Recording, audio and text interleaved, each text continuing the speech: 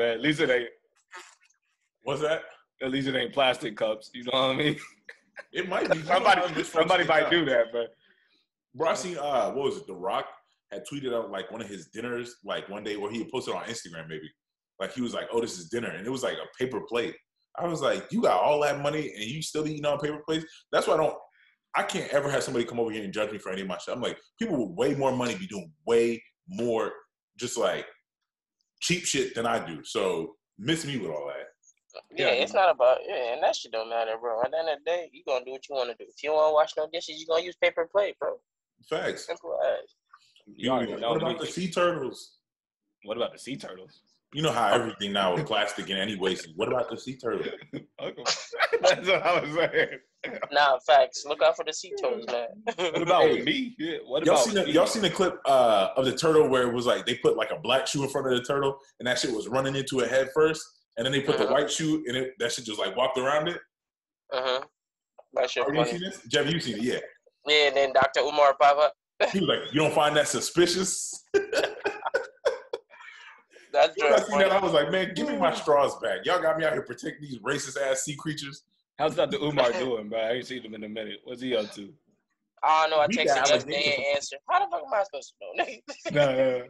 I just, last time I seen him, though, when did he get married?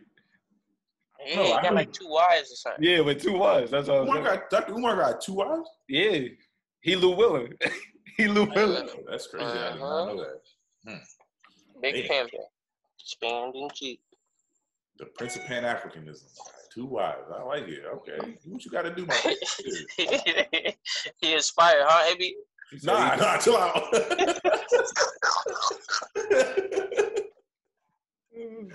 So Dr. Umar out here is fired. I just ain't about to be hating on the brother. That's all it is. That's all it is, my boy. I thought you was inspired to be like him, my boy, you know? On that note, welcome everybody to another episode of Bets with the Brothers. Alongside the fellas, Carl, Garfield, we in here. We won like because one of our brothers is putting in work. You know, y'all will see the results soon enough in due time, you know. But for those of us who are here today, fellas, how we feeling? What's going on? You know what I'm saying? You know, Scheme Money Records working. That's all I got to say. You know, Scheme Money Records working. Real hard. How you been living though, Jeff? Yeah, I don't got no complaints, bro. You feel me? It's about to be that stressful time of the year again. You know what I'm saying? Soccer about to start back up. Arsenal out here slapping up teams in preseason, but that don't really mean much. But we're looking decent. You know what I'm saying, Carl? Yeah, I know I go, but one day at a time, man. One day at a time. I recently joined the Kim, aka the gym. But you know, we don't go to Jim's house. We go to Kim's house. You get me? So yeah, putting that work. You know what I'm saying? See you, man. Getting ready for the season, right? Come on, man. Yo, so kick this off. You know, obviously we hate to bring any sad news, but we lost the legend, Bill Russell, longtime legend of the NBA, 11-time champion, if I'm correct. Correct. 11-time champion. It's funny because we always talk about GOATs and rings, but a lot of times I think with our modern generation, people our age and younger, they tend to leave Bill Russell out of those GOAT conversations because they're so far removed. Unfortunately, in moments like this, these are when we kind of look back and reflect on people's accomplishments. So I hope people do give Bill Russell his flowers, not only for the player he was, but obviously Bill Russell had a lot of impact on this country as a whole, speaking on a lot of issues that we face in this country. So I want to go ahead and take a moment, you know. Also just want to throw the other accolades on there, you know. 5-time league MVP, 2-time all NCAA champion and Olympic gold medalist, you know what I'm saying? He was out here putting in that work, and a lot of people weren't capable or able to, and, you know, brought a whole new generation in. And at that time, you know, affected that color barrier as well. So Facts. RIP, you know. Just give him all. I just want to give him all his roses. That was of course, no, facts. You got to give him all his flowers. You know, you go through. You have a resume like that. I think sometimes people, because they didn't see it, they kind of brush past it, or, especially nowadays we get caught in this, they was playing against plumbers or whatever it was, but it's like they beat the best people who were put in front of them at the end of the day. You know what I mean? Obviously the game changes, people get more athletic, whatever. That's a whole different conversation. In 50 years, people will look back at the people we grew up saying are like that. But to those who were lucky enough to watch Bill Russell, obviously they always make sure we include him in GOAT conversations. So rest in peace to a legend. Shout out to you for all that you have done. In the vein of basketball, recently, Garfield and I were at the Scale tournament in Bridgeport, talking about people doing big things in their community, like Bill Russell. Shout out to Puda for putting on the Scale tournament year after year. I feel like we've been there every year covering the tournament, and every year I feel like it's gotten bigger, it's gotten better.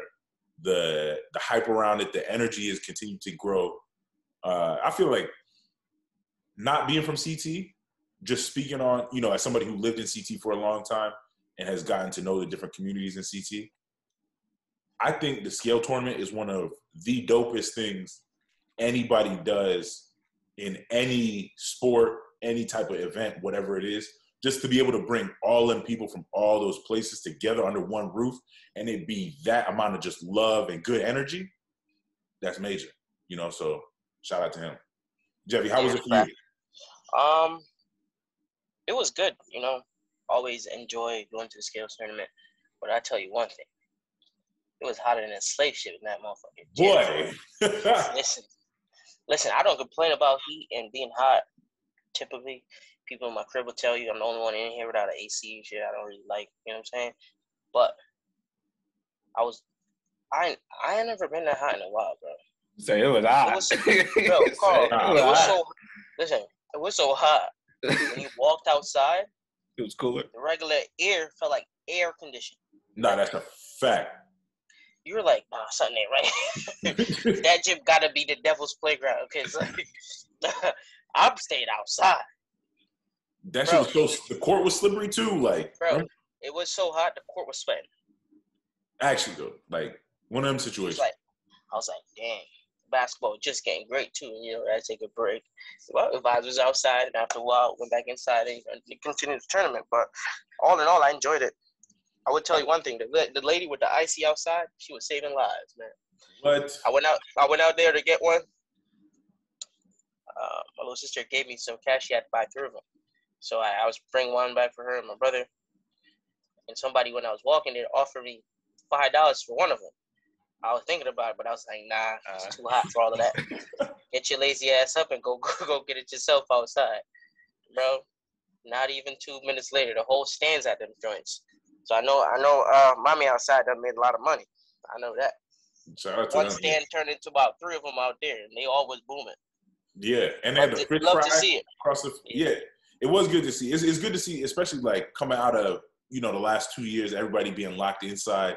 See everybody back outside again and back. The vibes is up. People are happy to be outside again, and just I don't know.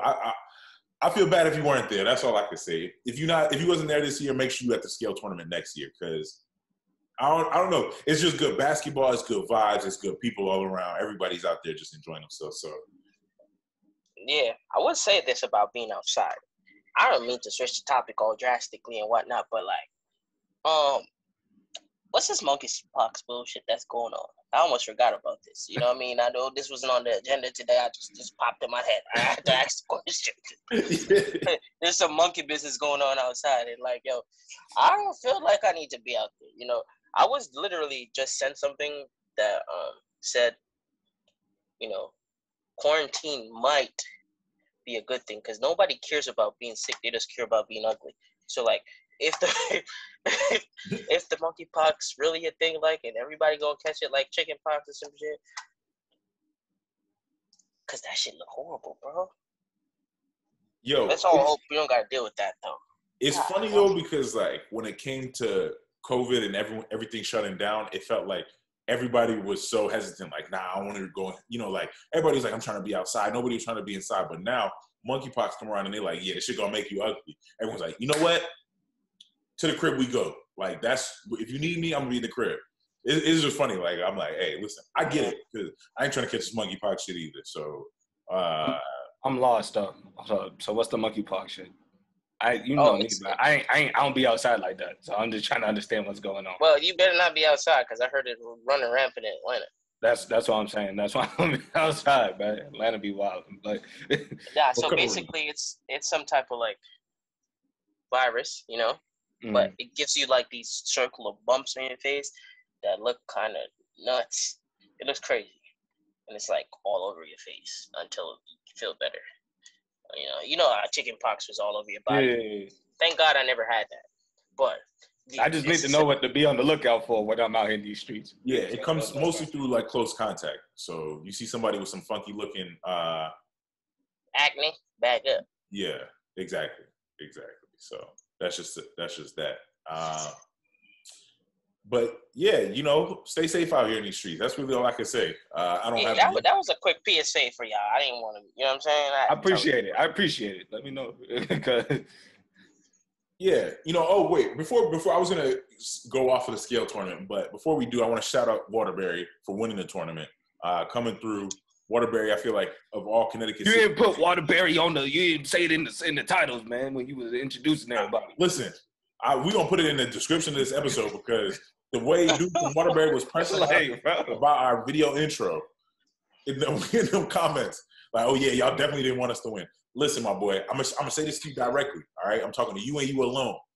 I was actually, of all the teams, rooting for Waterbury. Shout out to all the other cities, but I have interviewed Anthony Ireland. I've interviewed Mustafa. I've been in Waterbury enough to know I rock with Waterbury, and I rock with Waterbury ballers. So I was not trying to slight Waterbury.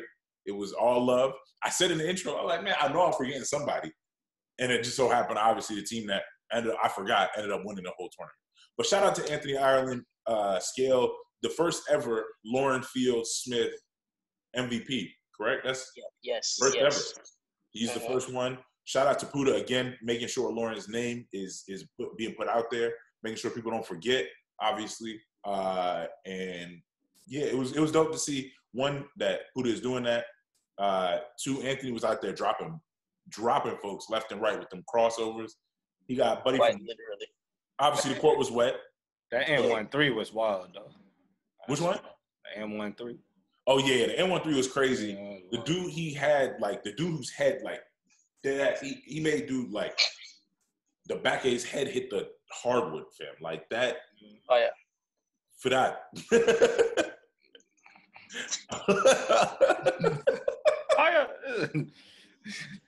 Nah, but yeah. He crossed, dude. He crossed it up. Yeah. He crossed them. Anthony was out there cooking. I know he's been in the lab working. Shout out to my guy Ms. Work, one of the wildest trainers I feel like in all the CT. I see them working every day. So I knew when I saw AI pull up, I knew he was gonna put on a clinic, and he did. But yeah, so pivoting from the scale tournament to some more recent music news. We have a new Beyonce album. Obviously, that always shuts the internet down and shuts the streets down when Beyonce drops new music. She hopped on this new dance music trend. How are we feeling? How are we feeling about Beyonce's new album? How are we feeling about the new trend? Let's start off with what we already said. Did anybody here listen to the album that is shutting down the streets? I didn't listen to it. Like, you may not be in the streets. I've been in a car and I heard it because someone was playing it, but I wasn't really. It was like background noise. You know what I mean? I'm not actively listening to it. So I'd say not really. No. I ain't really listened to it. So my question though after this though is, what is the last Beyonce album y'all listened to? I listened to the Lion King one. Like while watching Lion King, or like you said that I don't listen to the whole album? I think I listened to it on a long drive because the Burna Boy song, I knew there was a Wizkid song on the album. I was more like, I'm a Beyonce, like I like Beyonce music. You can't not. I feel like that's greatness. You know what I mean? That's how do you deny it? But there were people that she had on that album that I was more interested in hearing. Like people, like I'm a massive Burna Boy fan. I'm a big Wizkid fan. So when I heard that they were doing doing songs on an album with her, that was like African theme for the Lion King. I was like, all right. I forgot Burna Boy doing a concert tonight, right here in Atlanta. Yeah, he been touring, man. He been touring the U.S. like crazy. Burna Boy been ripping the whole country apart. I feel like his concerts been going crazy. I done seen him go viral. I think like at least 6 times off concerts alone that he's been on this tour, this one tour of the U.S. But back to the Beyonce, my fault, going off track. You good? So you were saying about it being dance music, like Garfield. You said you heard a little bit of it, but it was like background noise. Yeah, I wasn't even actively listening. You know what I'm saying? So I was like, yeah. But I'm not. I don't know, man. Unless people are like making music that's like, it sounds so good that it's undeniable. I don't think any of these, like, I'll say Drake, Beyonce, whoever is making music that's not their, not music not being their strong suit, but like say dance music isn't their, like their thing, you know? Yeah. Like, if that's not, if you didn't grow up making music, rather than being a singer or like a rapper or whatever, you can grow up making music itself, and you're trying something new, maybe you not know what is correct to how to sound on certain things. No, you gotta be some like something great for me to like for me. For me, I think it's the effort, right, that they be putting into it. Like, I don't really care if you do a different genre of music, but like, if you know it's a different genre, I want you to put more effort, and I feel like they putting in less. You think it's less? Why do you think it's less? Because it's just, I don't know. Like with that Drake album, I keep re-listening to it. It's just like, I don't think that you really cared about like the craft of it as much as you would about a regular album. Like, if you're making that type of music, right, versus you going, I'm trying to think of the album before that one.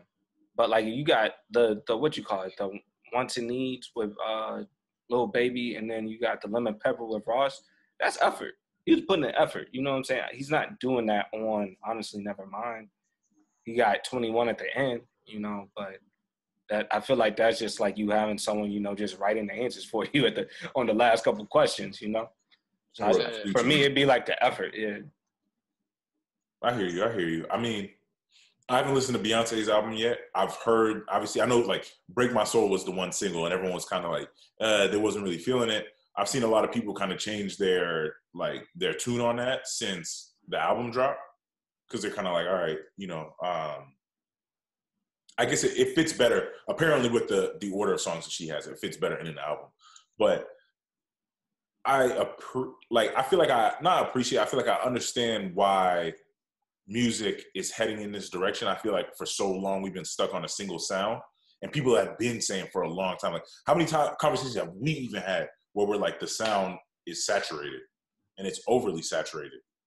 So it's like, what's the solution to that? Well, then we got to start breaking into new sounds. We got to start trying to incorporate new things. Obviously, dance music is not new music. It is new for these types of artists to be making that kind of music. You get what I'm saying? I feel you. I also feel like it's because there's so many people making music now than back then.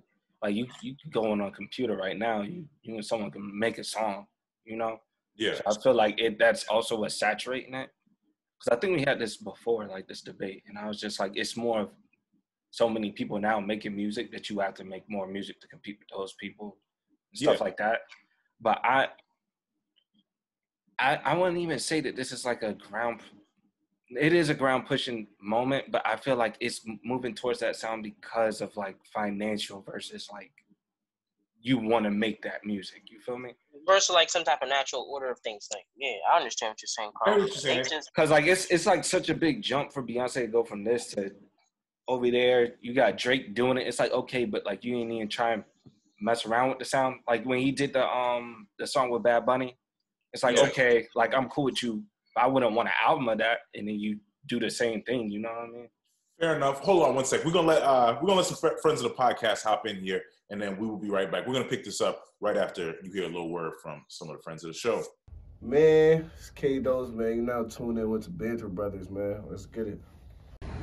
Yo, you see what the fuck is going on? It's your boy, the Vibe Dilla.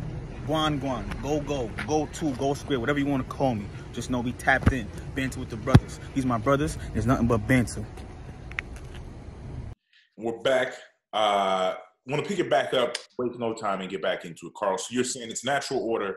It's the way things go. You're not saying that it's you, or you think it's a money thing. It's not necessarily them trying to branch out and try new sounds because the market's oversaturated. I'm saying I feel like it's not natural for them to try and. This is the thing. They could, let's say that they actually listen to dance music like that, right? And they naturally wanted to transition to making dance music. I have no problem with that. I feel like they didn't do that. I think that they said, okay, this is probably going to be the next transition in the music. And then from there, we're going to try and do it first so that we can capitalize off of it.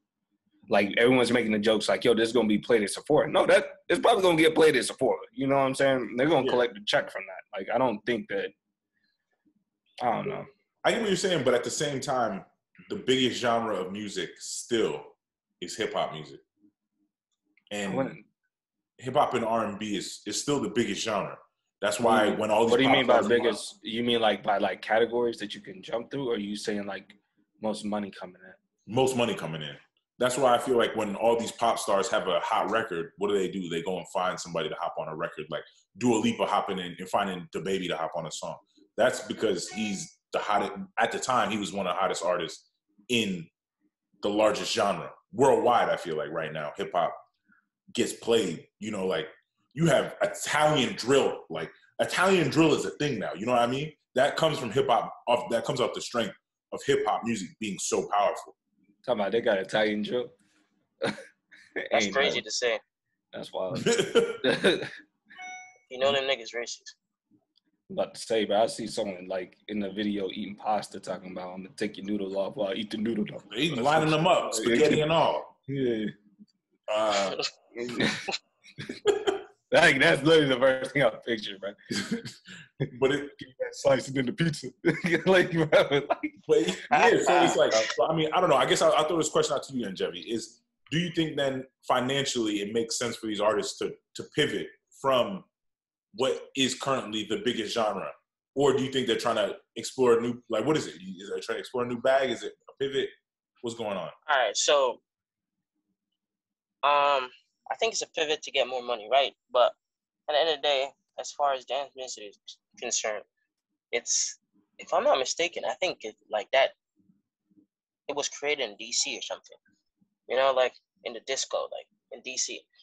So it's black people music, a certain type of black people, right? And it's played heavily in Europe, and there's a different crowd for it. Maybe where those type of people, they don't listen to hip hop quite often, but maybe you're able to drop a couple bars and then, you know, you hear the rhythm. You know what I'm saying? Mm-hmm. And having your music play in Magala or Magaluf, Ibiza, wherever, Tenerife, you in Spain somewhere, in Croatia, you know what I'm saying? You on the beaches somewhere, I don't know, you're in Santorini, they playing your music, whatever.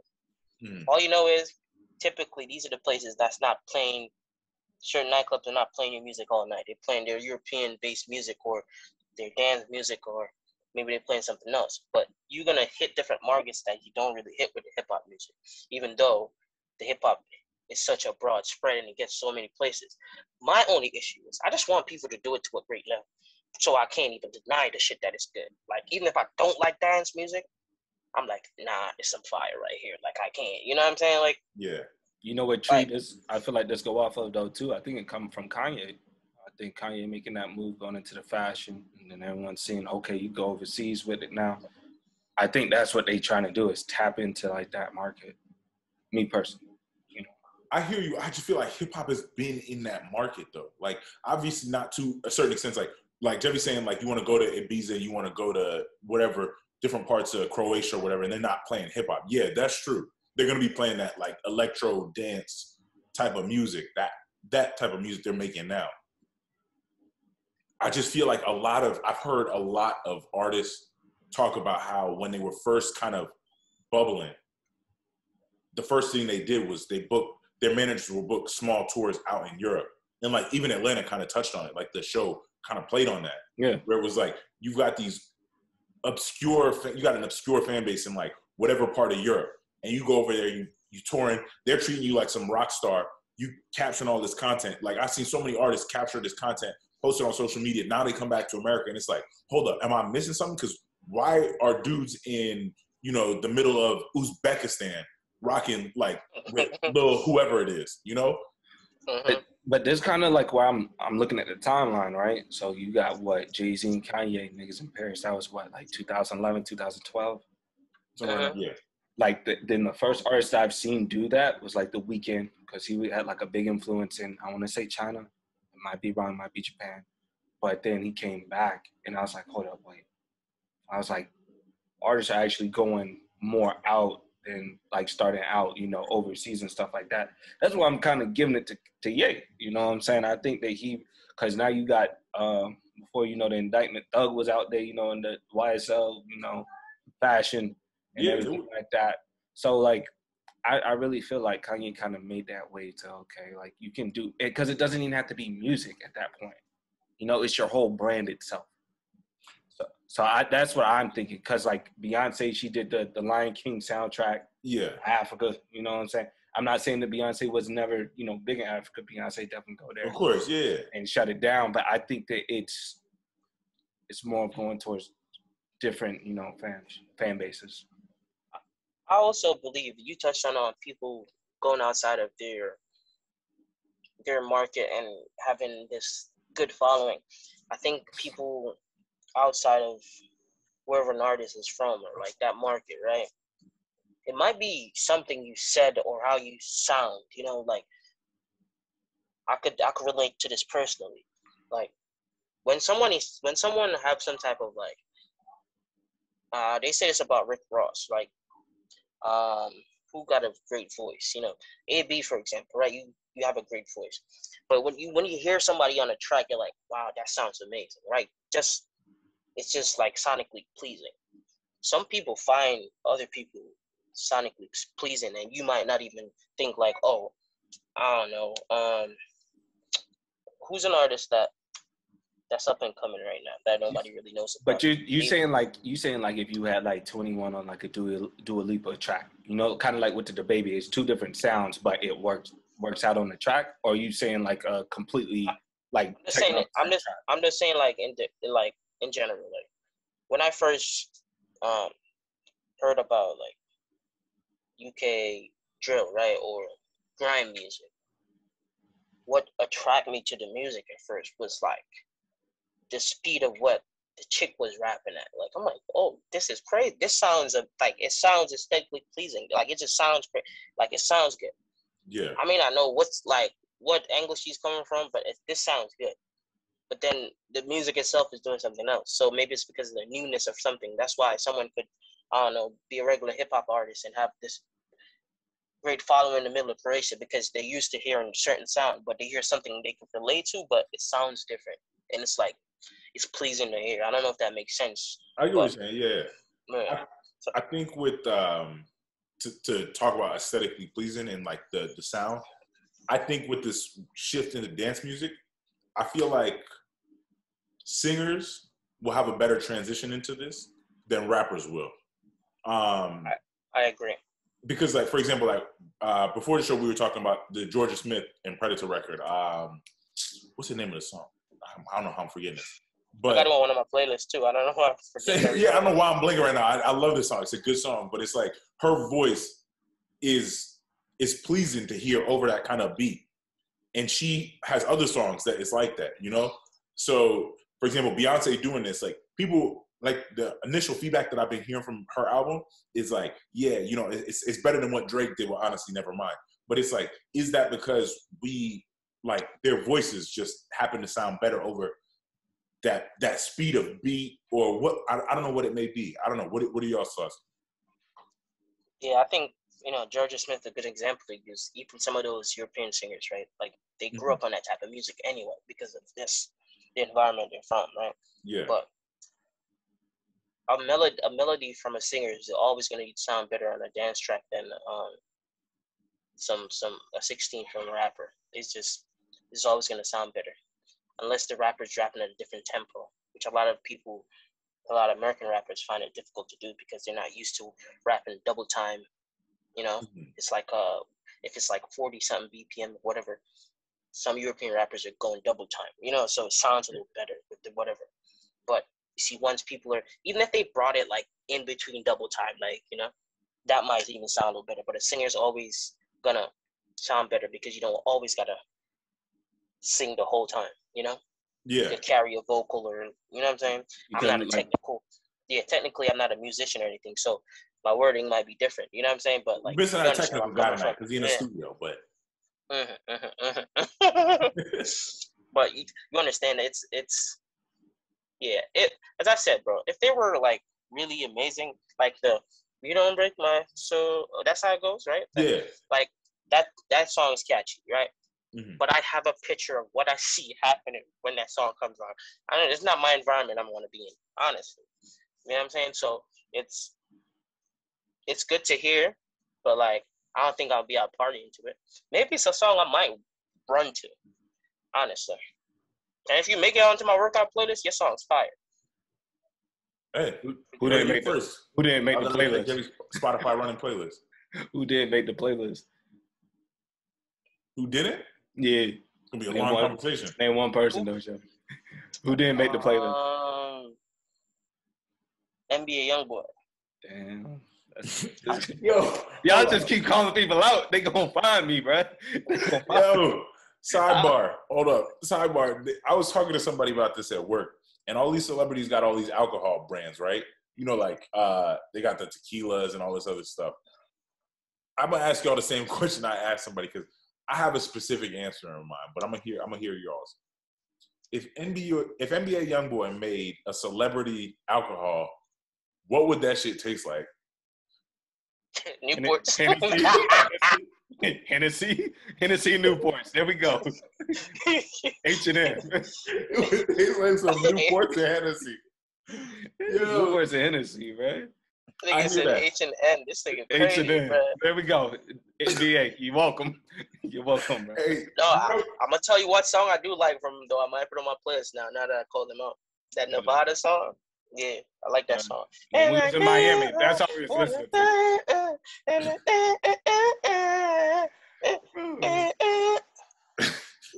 Yeah, I like that song. yeah. I don't know what he's saying, but in the Nevada. Yeah, that shit go hard. And I want you, and I need to ride. Yeah, facts. CJ, I can understand it. I'll give you the breakdown, you know, when you come back down. Facts, I got you. All right, one final question on this NBA YoungBoy alcohol. Do y'all think that NBA YoungBoy's celebrity alcohol would taste better than Boozy Juice? Yes, because he got more money. That's the only reason. ain't nobody. Boozy ain't put no money into that, but Boozy probably had Kool-Aid and he had like tequila or something. Here we go. Kool-Aid and tequila. Nah, that's the crazy. cheap one, bro. In the cheap one, bro. When it come out, we're gonna have to do a little taste testing. I'm good off the Boozy Juice. I'm good on that. Banter of the Brothers Tribe. Yeah, coming soon. Yeah. Facts. I want to put it in a little bit more of a serious topic, but one that we definitely need to address. What is going on with these racist-ass cartoons at Sesame Street, Chuck E. Cheese? I'm missing one, I know for sure. What was the other place? Rapunzel. Where was it? Rapunzel. Yeah, Rapunzel. Is that Disney World or something like that? I don't know. Yeah, it must have been a Disney World. Like, what's going on? How would y'all react in these situations? Like, I've been trying to figure out what I would do. Because you don't want to set a bad example for your kids, but you also don't want to let them sit out there and get discriminated against. Now, it's the harsh reality of like our lives in this country. Like that, it's a wicked way to bring it to your child. Like, you know, and for people to bring it to someone so innocent, like you don't even know if I introduced that thought to my child already, but you just wanna, as a Jamaican said, dash it pande with no one. You know what I mean? Like you're just gonna do it like that, bro. Come on, these are kids. Kids are so innocent. As real as kids are, like, you know, they speak their mind. It's part of their innocence. You know what I'm saying? They don't know nothing. You can't discriminate against kids. I'm not saying acceptable to discriminate against anybody, but like especially kids. You know what I mean? It's just heartbreaking to see because you're like, wow, like the little girl is out there. You know when someone leave you hanging, bro, like you gotta dap yourself up. Kids looking out there like, damn. They really just did me like this. Bitch ass Muppet. Like, I should mop this motherfucker with the floor. Like, you know what I'm saying? Like, right. Like, it's just wrong. First of all, everybody here should get fired that's doing the hiring, right? Because clearly you don't do enough extensive training with these people, or face to face. You should, before you put someone in the costume, right? Because I know a lot of people don't want to be in there. It might be hot or whatever. I don't know. Might have to ask Carl for his expertise with like my mascot wear and whatnot, but. Me did that shit one day and I was done. That shit was hot as fuck, bro. Talking about a gym, that shit was hot. Not because someone is willing to do it doesn't mean you should give it to them, especially the ones that dealing with other people on a personal level or try to make people feel comfortable. These are kids that have been watching Sesame Street or any type of cartoon, and now they feel like, wow, I've been seeing one of my favorite characters in life. Let me, they don't even know if the joint's real or like they just stepped out of the TV. But that man is real. You know what I'm saying? So make sure you do extensive background checks on these people. And if you're going to hire them, have them go through some type of regimen where they don't go straight into the field and not know how to react to certain things. You know what I'm saying? Put them in scenarios and ask them what they literally do. You know what I mean? Or just test them. This is what I'm thinking of, though. I'm thinking of the Kevin Hart shit where, Spider-Man was back outside the party smoking a cigarette. A lot of them do be like that. And I mean, to be fair. He said, nah, I'm not saying you can't smoke. I'm just saying just don't blow it on the kids. Like, you know what I'm saying? Like, no, to be fair, I feel like there's probably not a ton of people lining up to take that job. You know what I mean? That's what I'm thinking, too. But at the same time, anyway, for those who don't know, let me go ahead and give some backstory.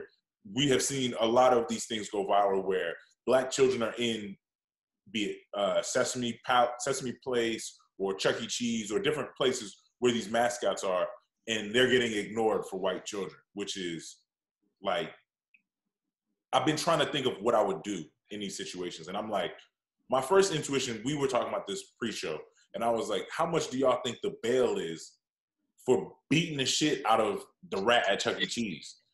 Yeah, we don't like rats anyway. Fact. So use the bottom of my Clarks and kick him with that cheese. Yeah, I like that shit.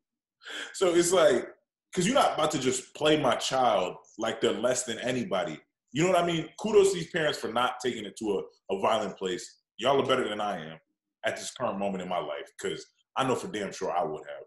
Because you're not about to just, like we said, it's a child. You know what I mean? That child doesn't know that Big Bird didn't just step out of the TV. Like the one we were specifically watching the Chuck E. Cheese video where the little girl saw the rat from Chuck E. Cheese and she was jumping like hands in the air, like she had just, you could tell that was one of the biggest moments of her young life, like was seeing that character in real life. And then she was just like trying to reach, and it just looked at her. Nah. Bro, I ain't gonna hold you. You look like motherfucker was doing a mannequin challenge. Yeah. She just stuck here. Like, can't do that to kids, bro.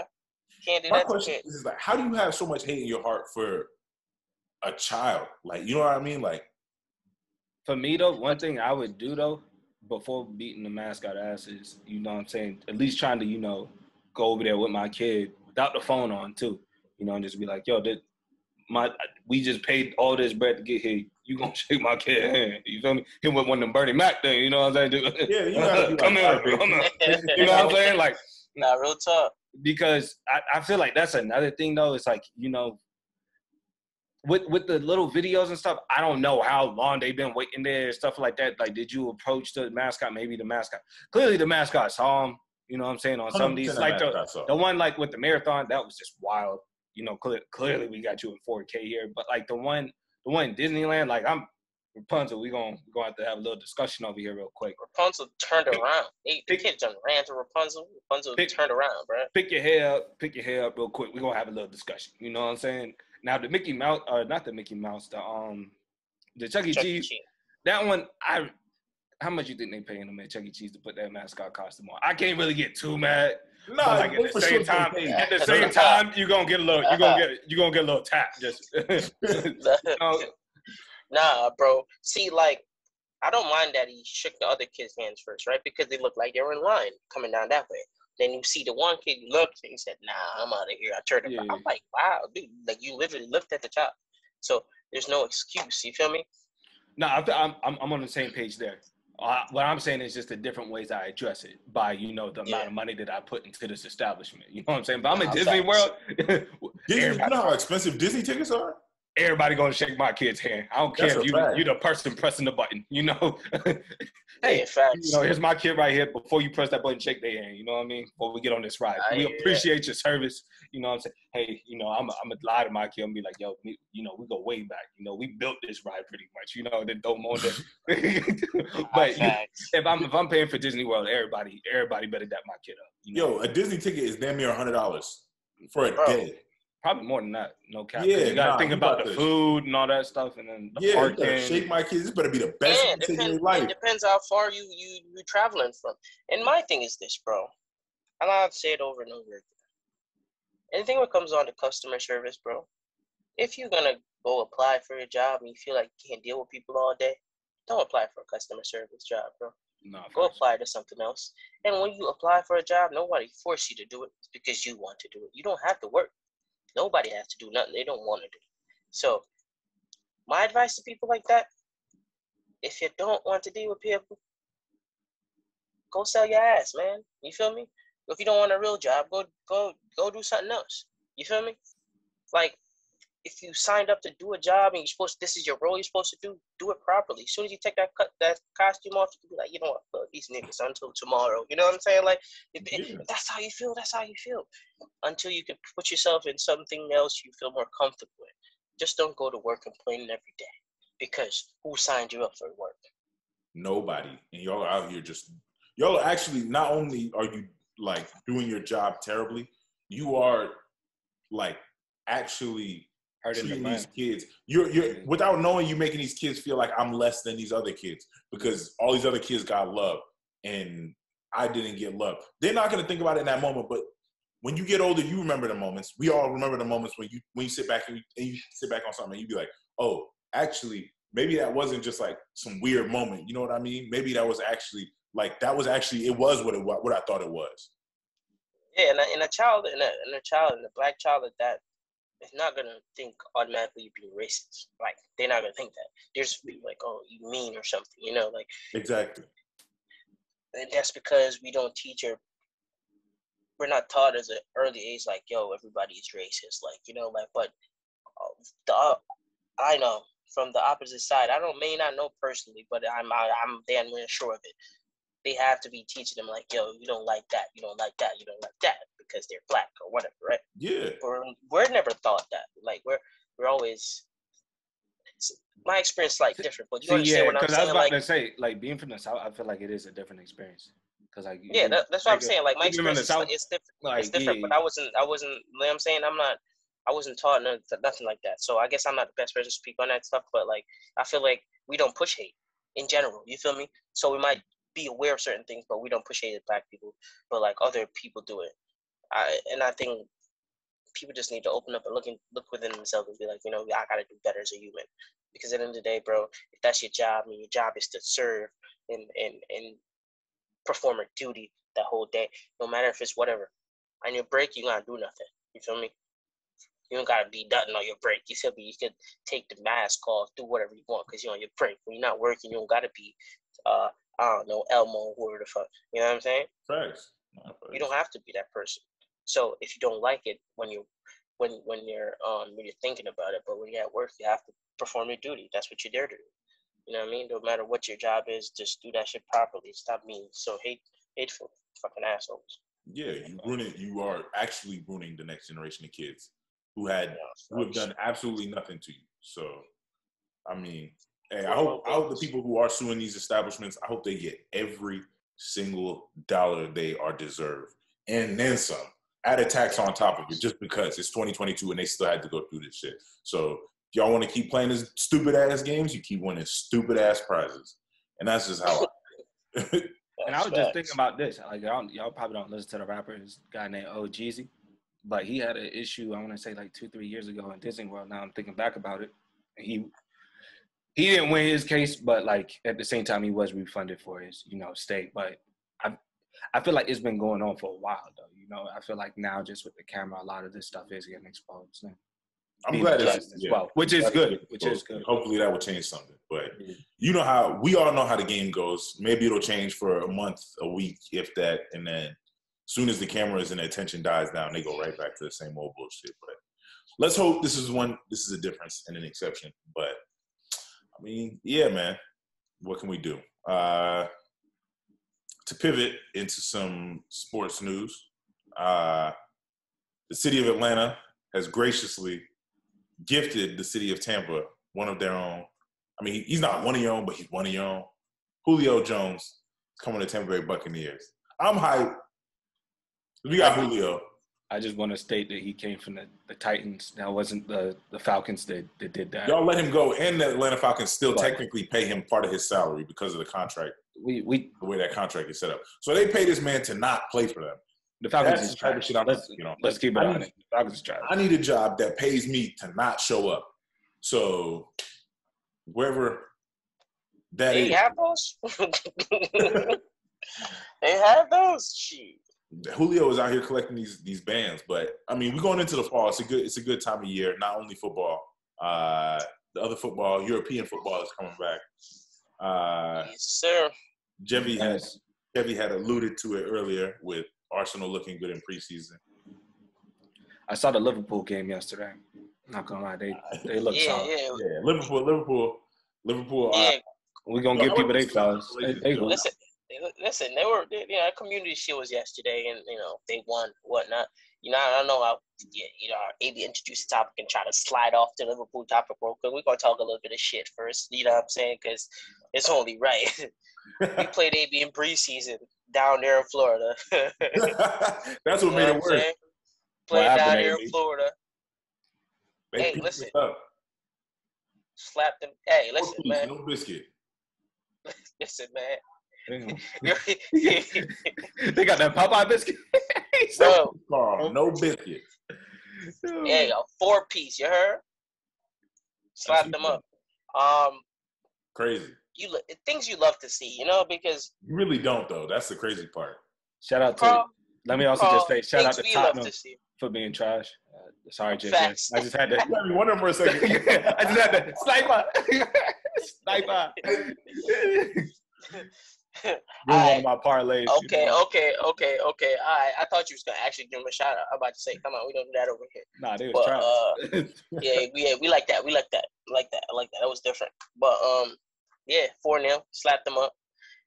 Things you love to see because Chelsea got new ownership and whatnot. One thing about their previous ownership, I could hate all I want, but they had Chelsea running like a well-oiled Russian machine. No pun intended, but all intended. You feel me? So the recruiters look like they're moving on, or they're not there no more. The lady who was doing all the business, she not there no more. Former players that was vital, the setup not there no more. The Americans come in and they trying to run it like the Dodgers. We love to see it. You know what I'm saying? Because let me tell you something. You just don't go try to buy players by yourself. You just say, I own Chelsea now. Let me go to Barcelona. I want to buy this player. Nah, bro, that's not how it works. And me personally, love to see it because then they don't get anything. Bro, they've been now after like 7 players and Barcelona then took all of them. And I seen somebody on the internet say, Chelsea, I think your time has come, And I'm just dying because I'm like, the dude was speaking facts. He's a hater, Obviously, the guy was a hater, but he was speaking facts. I couldn't even deny it. Like, he was like, you know what? Back in the day, Chelsea used to be a team that was playing nice football, because they all had all these different, like, foreign players on their teams. Even though they weren't winning titles, like, they were playing some decent football. Like, the early 90s and whatnot. And then he was like, but they never had no legends. So, like, you think about da-da-da. And then here comes the player coaches, guys that would literally be coaching on the sideline and go play in the game. Like, after they're big, they had their legendary years, 10 years prior to that. Like, they were them niggas like 10 years prior to them joining Chelsea, whatever. But then the investment came and they started winning. Da-da-da-da. But one thing about them, they put winning first. They don't put a style of play. They don't put nothing to the. You can respect it because they try to win. But everybody had an identity, you know what I'm saying? But now, nobody trying. Chelsea's going up against Barcelona, bro. You can't really compete with Barcelona and Real Madrid. If a player wants to go to Barcelona or Real Madrid, you're not going to get him. Those are the two biggest clubs in the world. Yeah. With one specific case, Rafinha understood. Rafinha wanted to go to Barcelona. Koundé, I know everyone been talking a lot of this Koundé nonsense. Chelsea, I've actually gone into the breakdown of why Koundé chose Barca over Chelsea. And I know it's what everyone says, Barcelona, blah, blah, blah. Listen. But hold up. Just hear me out, though. Koundé last summer, everyone said was going to Chelsea. There's a center back, Carl. He's from France. Young dude. He's up and coming. Gonna be a star, right? He plays for this team, Sevilla. They're probably, what? You say the fourth biggest team in Spain? Fourth or fifth? Probably fourth. Sounds like that. Chelsea wanted to buy him last summer. There was negotiations. They walked at the last minute because the team that he was on raised the price by $10 million at the last minute of the deal. They had the deal set for $50 million. Sevilla said, no, we want 60 last minute. Chelsea said, all right, bet. We'll see y'all next summer. Next summer rolls around. Chelsea was in again. They said, yeah, we still want that $60 million. Chelsea said, all right, hold that. We're going to come back. We're going to go after a couple of other players, and we're going to come back. And it was when Chelsea went after Koulibaly, De Ligt, Kimpembe, and Ake, and then they went for Koundé again. That Koundé was like, nah, bro, I'm not anybody's fifth choice. And especially a club the size of Barcelona are after me. I'm hollering at Barcelona. I can't knock it.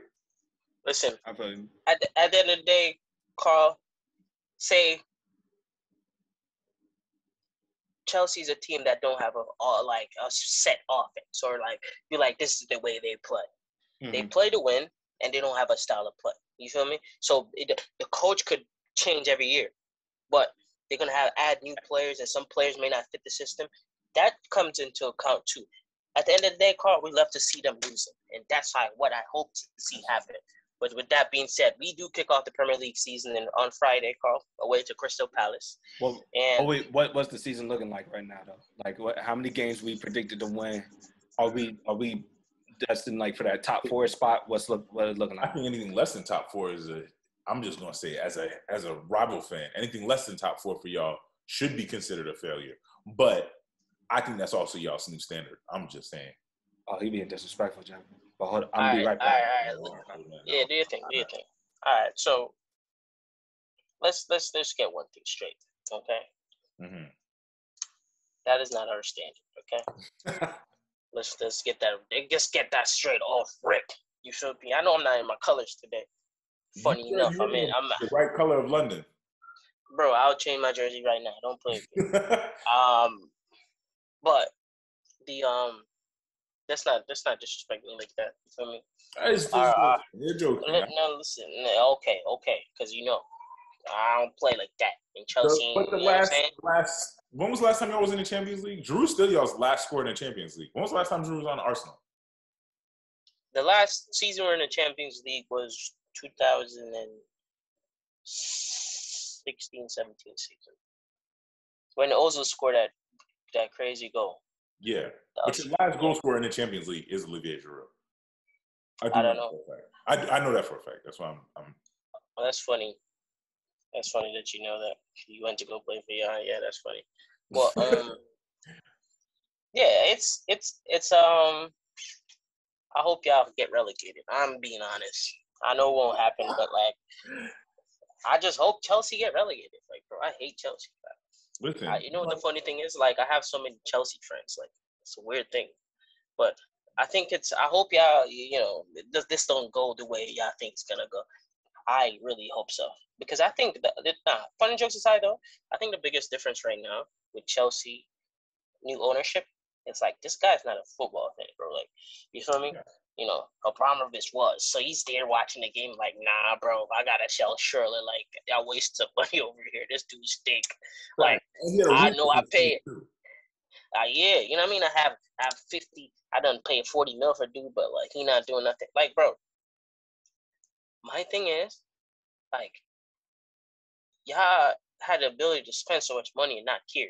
But I think it's gonna be different because Americans want to see. We done been through this. They want to see some type of interest on their investment. So whether or not they're gonna they're gonna be like, you know what? If we're able to achieve top 4 or whatever, win a trophy, whatever. But if they're like, yo, top 4 is bringing me this amount of money, I don't gotta spend much.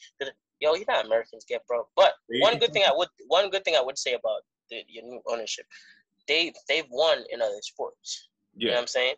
So that does go to help you. And what I'm saying about my team, though, we looking type dangerous. I ain't gonna hold you. You know what I mean? I just need certain things to stay the way they are, and more. We need players that could come into the starting 11 or like join the starting 11 without dropping the level too much. You feel me? I think that's what we're working on now, depth. But our first 11 is pretty decent, and it's and we have a player in Saliba where I think it's a breath of fresh air. You know what I'm saying? That man don't look like he played no type of soccer when he's out there. He just look like he walking amongst little kids. I know it's all priest. He looks like the truth, bro. I ain't gonna hold you. He reminds me of them Arsenal defenders of old. Like, y'all haven't had a defender like him in a while. Like, when you see him, he's calm, composure, and you know, no matter what, if you are on the opposite side to him, you understand that day you got to be on your shit. Otherwise, he's shutting everything down. Yeah, what I do like about him though, like, is 1v1 defended. He don't seem to be like he got kind of the same composure of like a Rio Ferdinand. Yeah, you know, and that was really good at 1v1 defending. That's what it reminded me of.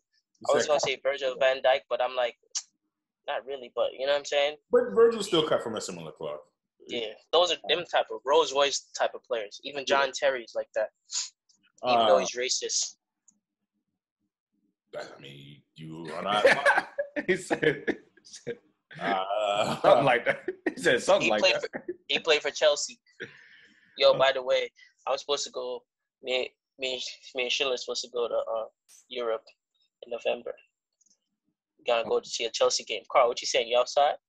Hey, bro, y'all ain't give me a notification. What time? What day? We gonna talk after this. We gonna talk after this. But it's just recent. It's just recent. Ain't not crazy. So you haven't missed that yet. It's just recent. Hey, we're you supposed see to how go they watch did the Chelsea versus Arsenal game. Nah, facts though. Yeah, they did. He said we out. Listen, nah, we got 2 minutes left on this episode. I forgot to say also though, just quick, you know, Brittany Grinder free. You know what I'm saying? We got out. You know what? They wrong though. She's not out yet, but they got the deal done. You know what I'm saying? And then they get it done. That's what I was going to touch on when you said Russian.